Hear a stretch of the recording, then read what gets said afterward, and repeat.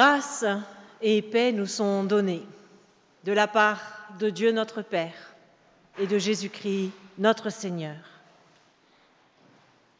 Oui Seigneur, une nouvelle journée commence.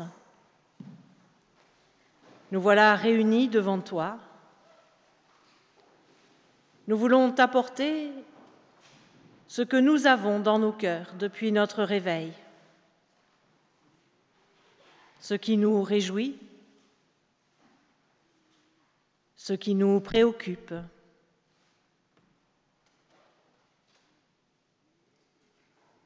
Aujourd'hui, donne-nous la paix, la force d'accueillir ce que nous aurons à traverser.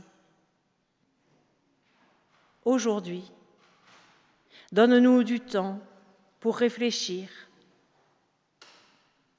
du temps pour nous arrêter.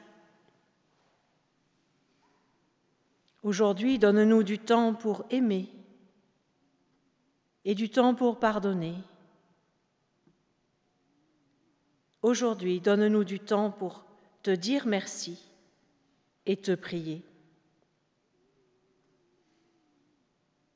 Oui Seigneur, que ta paix et ta grâce accompagnent chacun et chacune d'entre nous sur le chemin de cette journée. Amen.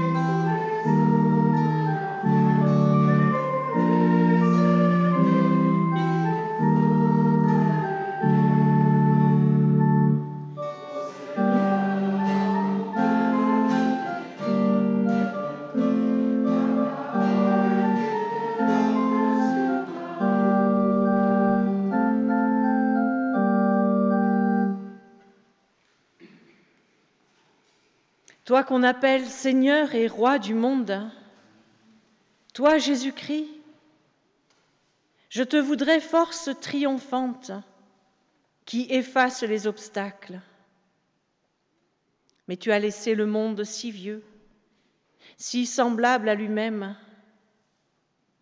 Certes, tu n'es vraiment pas une toute-puissance qui ouvre les barrières.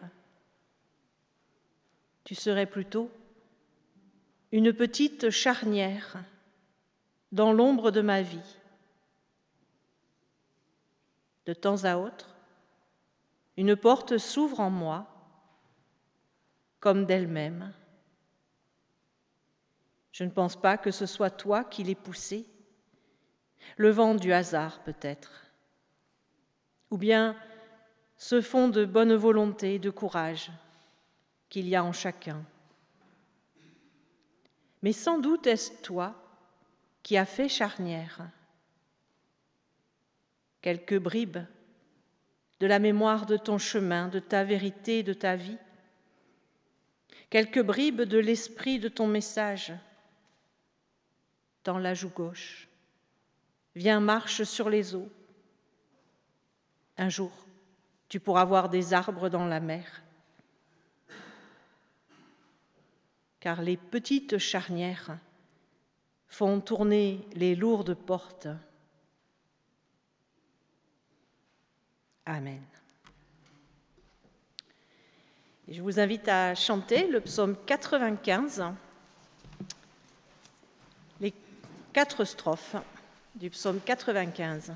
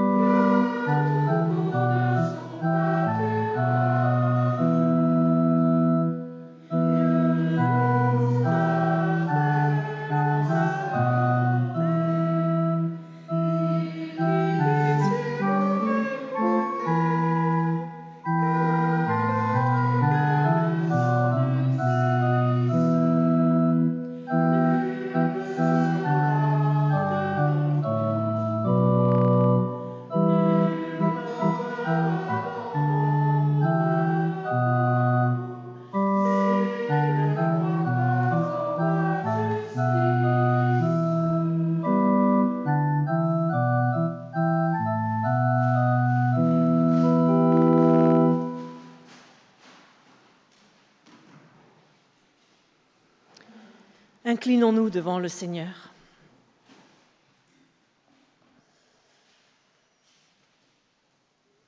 Seigneur notre Dieu, tu es notre Père et tu nous combles de tes biens. Tu nous as donné la création, les montagnes et les vallées, les sources et les ruisseaux, les océans et les forêts. Et nous pensons que c'est naturel. Tu nous as donné la nourriture, le pain et le vin, le riz et les fruits, le sel et le miel. Et nous oublions de te rendre grâce. Tu nous as donné de quoi faire fructifier notre pays, du savoir et de l'intelligence, du courage et de la patience, du cœur et de la persévérance. Et nous croyons que nous le devons à nos propres mérites. Alors Seigneur, tu vois notre vanité. Accorde-nous la grâce de l'humilité. Tu connais notre suffisance. Apprends-nous la reconnaissance. Tu sais les oublis de notre histoire. Renouvelle notre mémoire. Pardonne notre ingratitude qui nous empêche de te rendre grâce pour tous tes dons. Pardonne notre orgueil qui nous empêche de t'appeler dans nos décisions. Pardonne notre amnésie qui nous empêche de te reconnaître dans notre maison. Amen.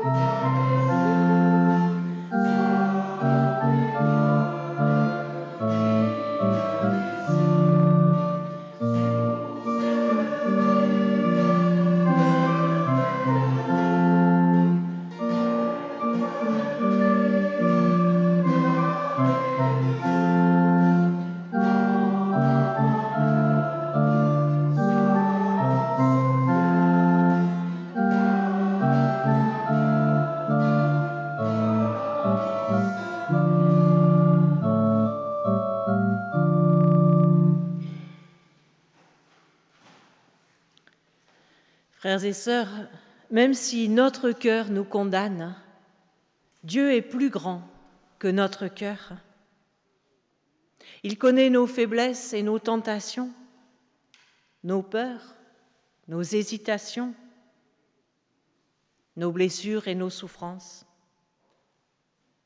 Même si notre cœur nous condamne, Jésus le Christ est plus grand que notre cœur. Il a surmonté la tentation. Il a combattu la crainte et la peur. Il a guéri les blessures et les tourments. Même si notre cœur nous condamne, l'Esprit Saint est plus grand que notre cœur. Il nous assiste dans nos tentations. Il nous délivre de nos peurs. Il nous accompagne dans nos épreuves. Oui, même si notre cœur nous condamne, Dieu est plus grand que notre cœur. Il nous pardonne et nous relève. Chantons notre reconnaissance.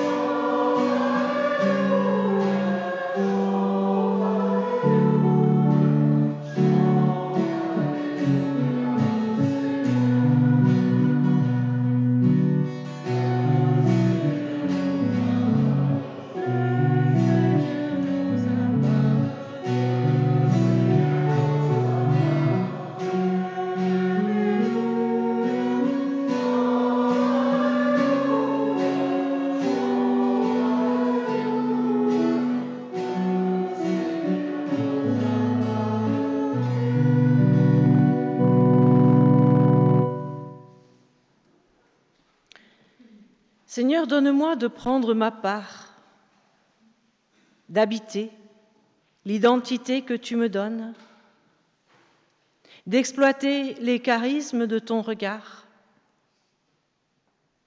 Déploie en moi d'être présent là où tu me places. Donne-moi d'être ce que tu espères de moi. Seigneur, donne-moi de prendre toute ma part, de ne pas me réfugier derrière mon sentiment d'insuffisance, de ne pas brandir ma petitesse pour me dérober à mes devoirs. Seigneur, donne-moi d'oser ce que tu attends de moi. Seigneur, donne-moi de prendre seulement ma part, de ne pas présumer de mes forces, de ne pas ombrager l'espace dont les autres ont besoin pour grandir, de m'ouvrir à l'altérité dans le respect de mes limites. Seigneur, donne-moi de naître à ce que je suis par toi. Amen.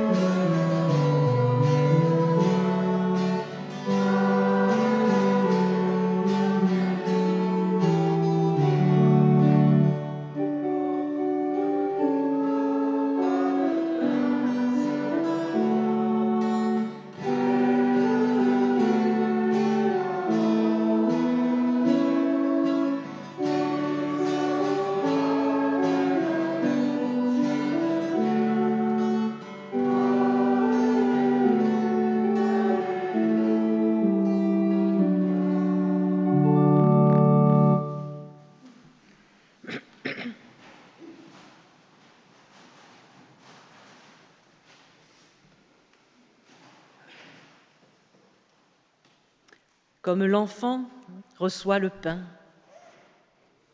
comme l'oiseau reçoit l'espace avec le grain,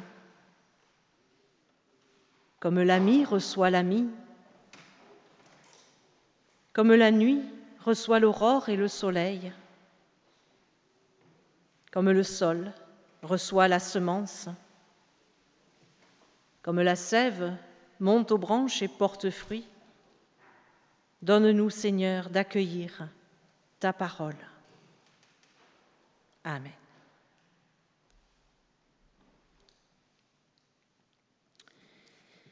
Parmi les lectures qui nous sont proposées ce matin, je lis au livre du prophète Habacuc,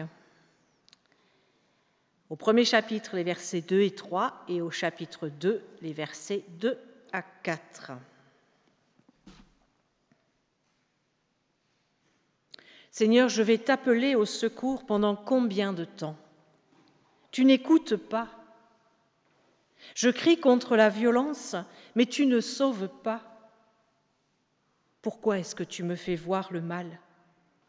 Pourquoi regardes-tu notre misère sans réagir? Partout autour de moi, les gens pillent et agissent avec violence.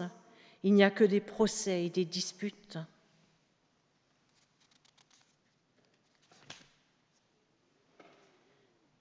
Alors le Seigneur m'a répondu, « Écris ce que je te fais connaître, écris-le clairement sur des tablettes pour qu'on le lise facilement. Les choses que je te fais voir arriveront, mais seulement au moment fixé. Elles vont bientôt se réaliser, ce n'est pas un mensonge. Attends, avec confiance, même si c'est long. Oui, c'est sûr, elles arriveront sans retard.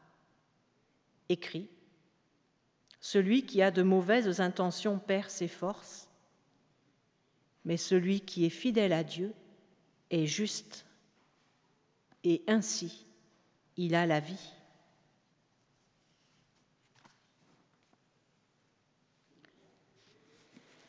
Et puis dans l'évangile de Luc, au chapitre 17, les versets 5 à 10, les apôtres disent au Seigneur, « Donne-nous une foi plus grande. » Le Seigneur répond, « Si votre foi est aussi petite qu'une graine de moutarde, vous pouvez dire à cet arbre, « Arrache tes racines d'ici et va te planter dans la mer, et il vous obéira. » Supposons ceci. L'un de vous a un serviteur. Il laboure les champs ou il garde les troupeaux. Quand le serviteur revient des champs, vous ne lui dites pas « Va vite manger ». Au contraire, vous lui dites « Prépare mon repas. Ensuite, change de vêtements. Viens me servir pendant que je mange et que je bois. Après, tu mangeras et tu boiras à ton tour. » Vous ne remerciez pas votre serviteur parce qu'il a fait ce que vous avez commandé. C'est la même chose pour vous maintenant. Quand vous faites tout ce que Dieu vous commande, dites « Nous sommes des serviteurs ordinaires. Nous avons fait seulement ce que nous devions faire. »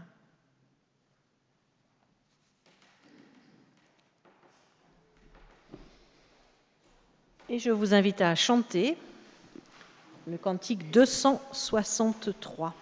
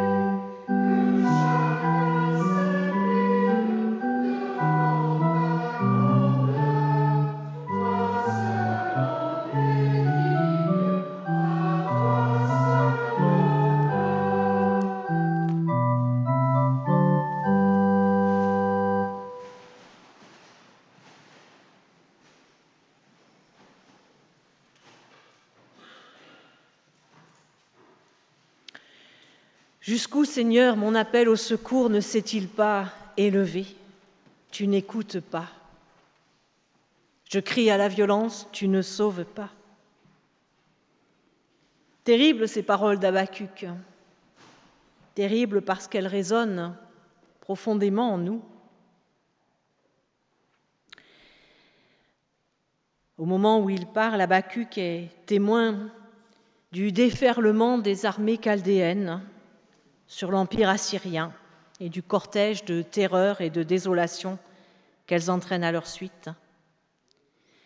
Mais si ces mots datent d'il y a 2600 ans, ils sont hélas terriblement actuels. Les armes ont changé, mais la guerre est toujours là, la violence toujours présente. J'appelle au secours, tu n'écoutes pas. Je crie, tu ne sauves pas. Oui, la prière du prophète pourrait bien être celle de chacun de nous, à tel ou tel moment de notre existence. Quand les images des malheurs du monde déferlent sur nos écrans ou quand nous sommes nous-mêmes aux prises avec la souffrance, quelle qu'elle soit. Comment ne pas se demander, avec Habacuc, où est Dieu ? C'est d'ailleurs le reproche qui est fait le plus souvent à la religion.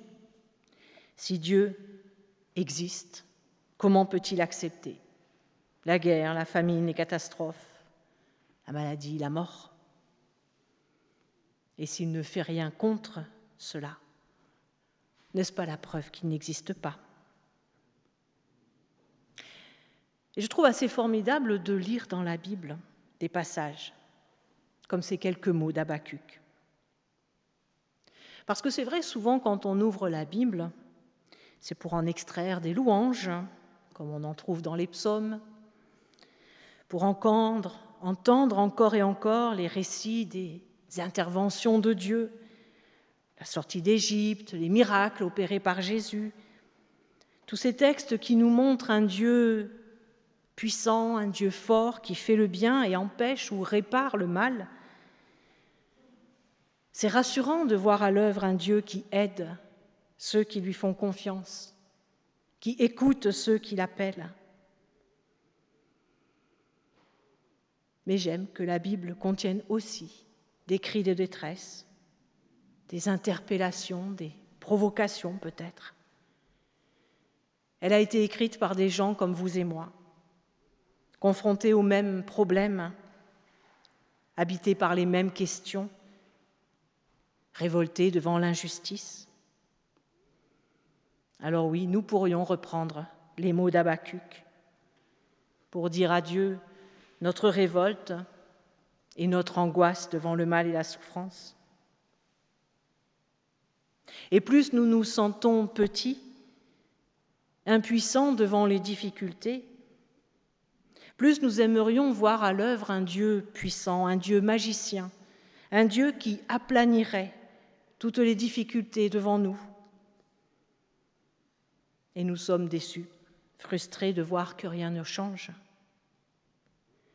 Et c'est sans doute aussi ce qui se passe avec les apôtres de Jésus dans le passage d'Évangile que nous avons lu.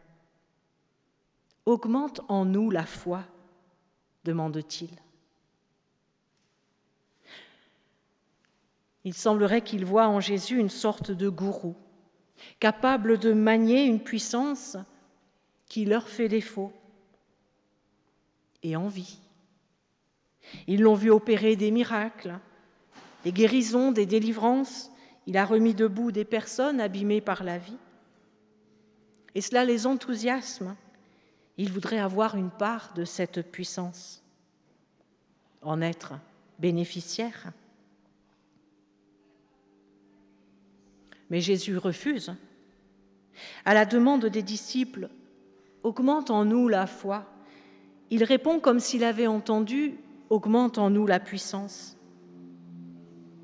Et sa réponse a pour premier objet de faire prendre conscience aux apôtres du ridicule de leur requête.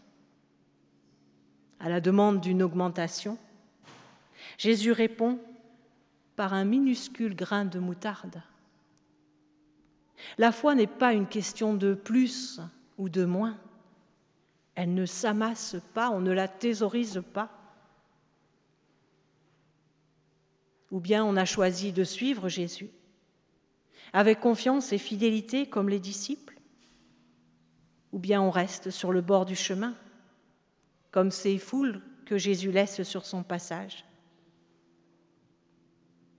Mais on ne peut pas être plus ou moins confiant, plus ou moins fidèle. Jésus veut faire comprendre à ses apôtres qu'en le suivant, il manifeste déjà toute la foi dont ils ont besoin. Elle n'est pas la foi une sorte de manna qui conférerait à celui qui la possède des pouvoirs magiques. L'image de l'arbre qu'on envoie se planter en pleine mer est là pour montrer le ridicule de cette idée. Déplacer les arbres, les sycomores, c'est peut-être épatant, c'est sans doute très fort, mais ça ne rend service à personne, ça ne guérit personne, ça ne libère personne. La foi, c'est la manière dont nous nous soumettons librement à une autorité.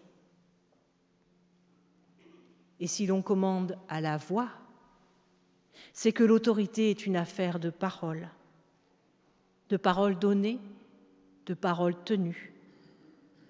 Ça n'est pas une affaire de puissance, mais une affaire de relation. Les disciples le savent bien, qui ont été appelés par Jésus, qui l'ont entendu, qui l'ont écouté, qui se sont attachés à sa suite. La foi ne déplace pas les êtres humains comme des potiches ou des sycomores.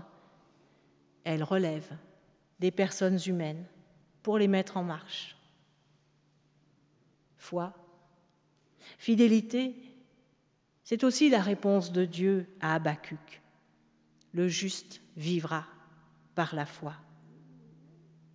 La foi, ce n'est pas une réponse facile, une dérobade devant les questions, devant l'adversité. C'est au contraire une invitation à nous mettre en marche, à trouver nous-mêmes des réponses aux difficultés. Donnez-leur vous-même à manger, dira Jésus à un autre moment.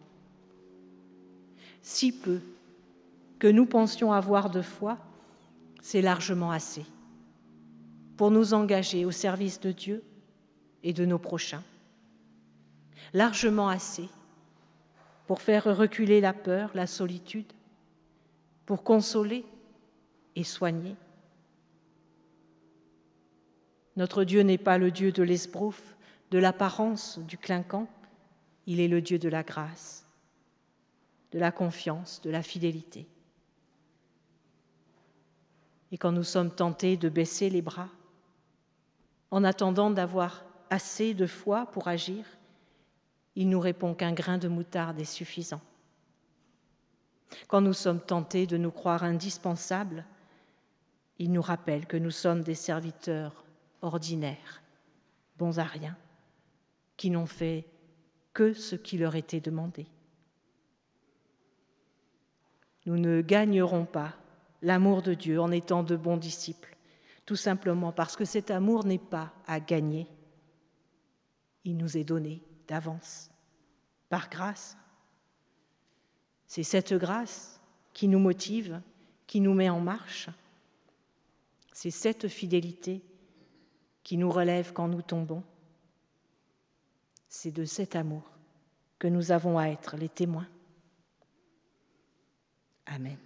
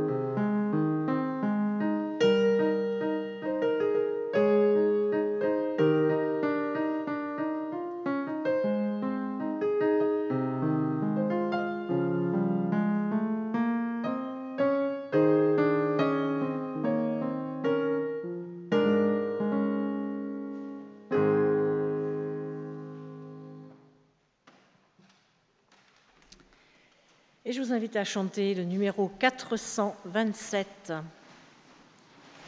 427, les 3 strophes.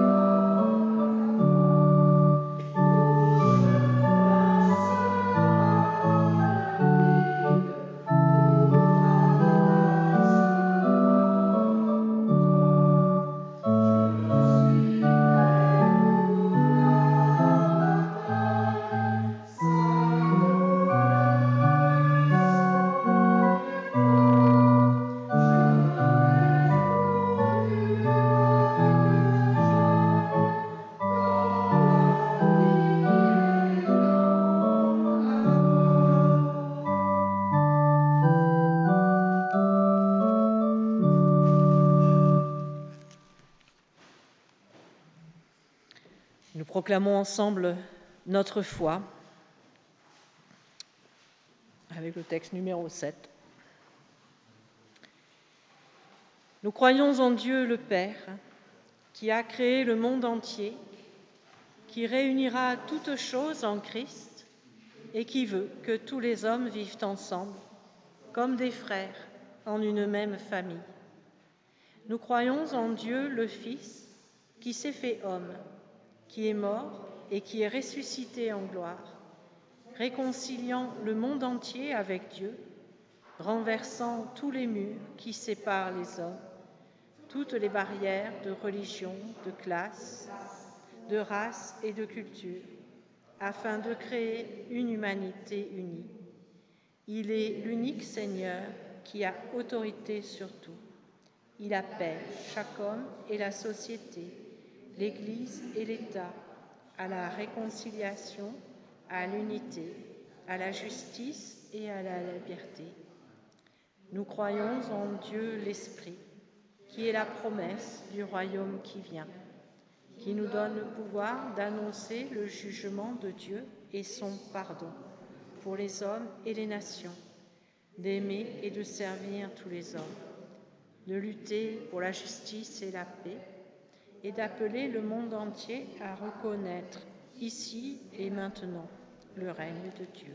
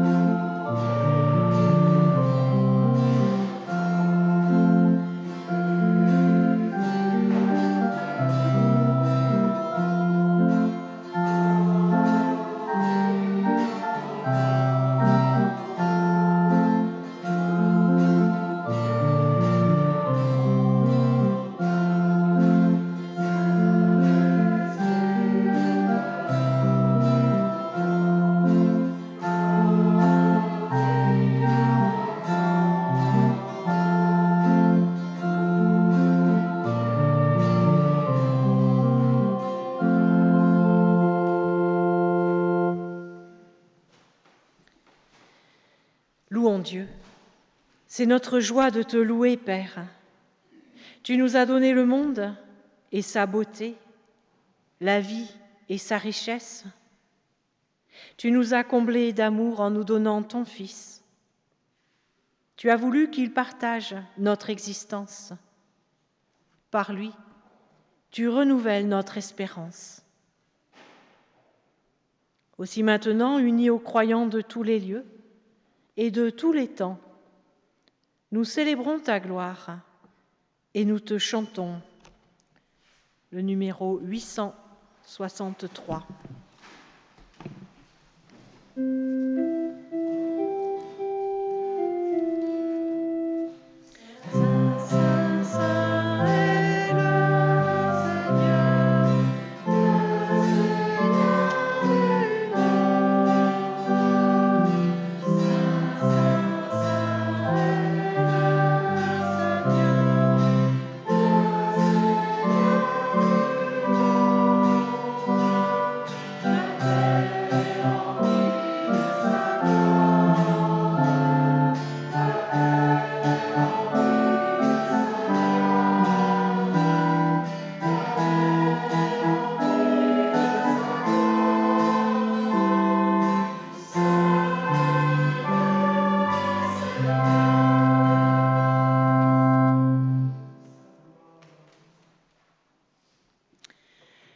Le Seigneur Jésus, dans la nuit où il fut livré, prit du pain.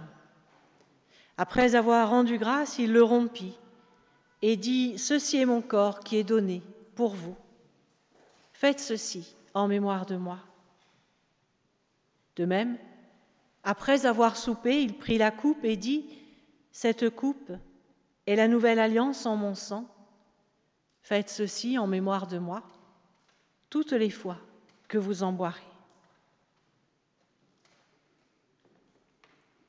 Père, nous voici réunis pour partager le pain et le vin en mémoire de ton Fils. Envoie sur nous ton Saint-Esprit pour que nous les recevions comme les signes dont notre foi a besoin. Qu'il soit notre force jusqu'au jour où nous vivrons dans la plénitude de ton royaume.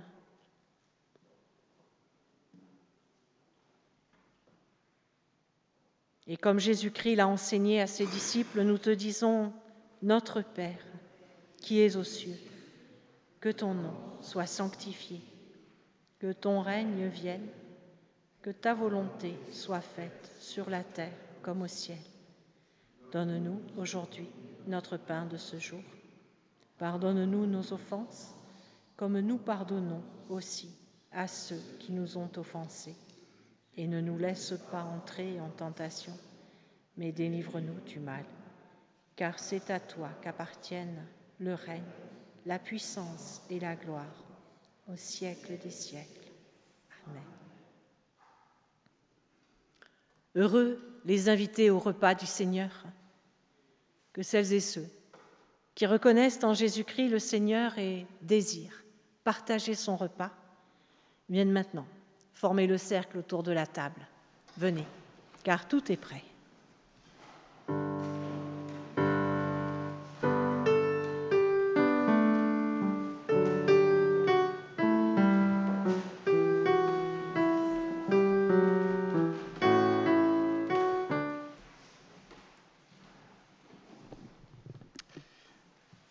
Donc voilà les annonces pour le mois qui vient, un mois assez chargé. Vous allez pouvoir en juger. D'abord, demain, à 17h30, il y a partage biblique œcuménique. Je rappelle que c'est sur le deuxième livre des rois, au chapitre 5. Donc demain, 17h30. Après-demain, soirée église verte à Réalmont. Nadine et moi allons y aller et représenter l'église. Je ne sais pas encore ce qu'il en sortira, mais on verra bien. Le 5 octobre, il y a conseil presbytéral à 17h, ici même. Le 18 octobre, journée œcuménique au Pigné, avec la théologienne Danielle Ellul sur l'Apocalypse. On peut s'inscrire encore, je suppose, mais vous avez des petits dépliants à la sortie pour les journées œcuméniques tarnaises. Enfin, il faut quand même, il y a un message, il y a un lien. Bon, il n'y a peut-être pas besoin de s'inscrire, effectivement. Il faut amener son pique-nique.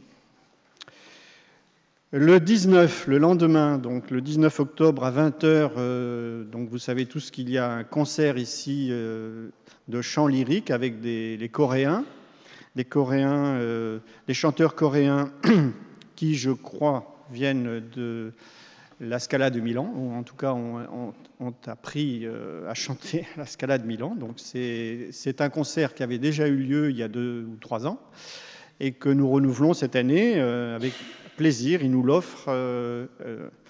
Donc venez nombreux et essayez de faire de la publicité pour à 20h. À 20h. Et c'est au profit de l'entraide. Voilà. Très bien. Parfait.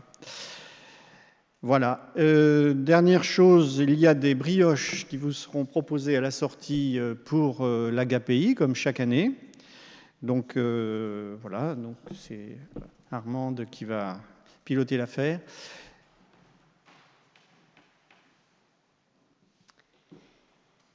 C'est maintenant le moment de l'offrande pour la vie et la mission de notre Église.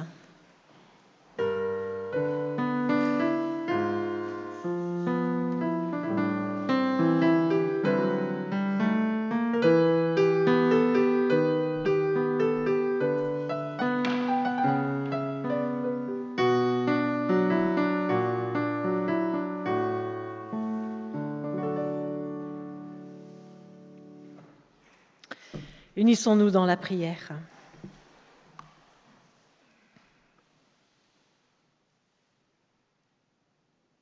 Que règne sur notre terre la paix.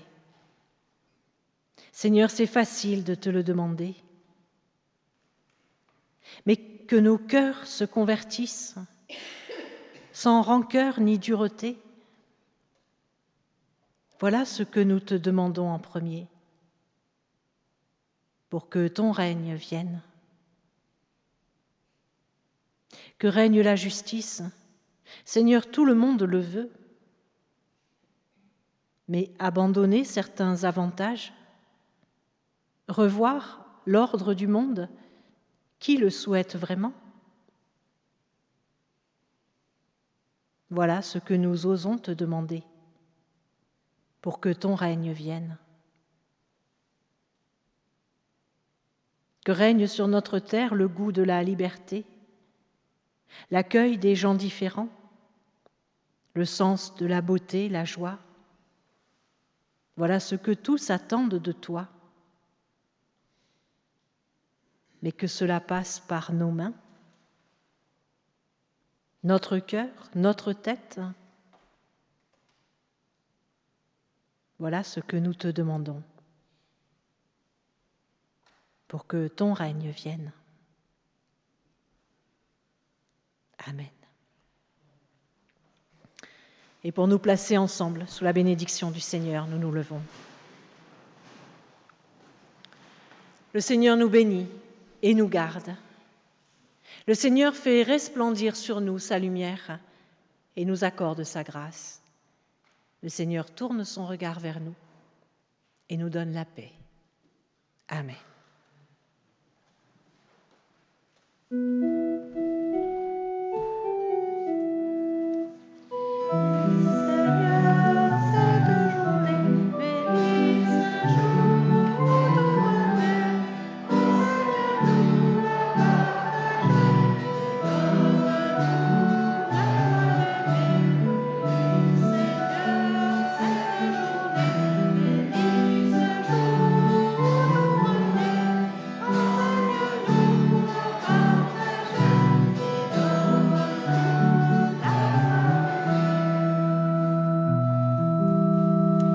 Bon dimanche et bonne semaine.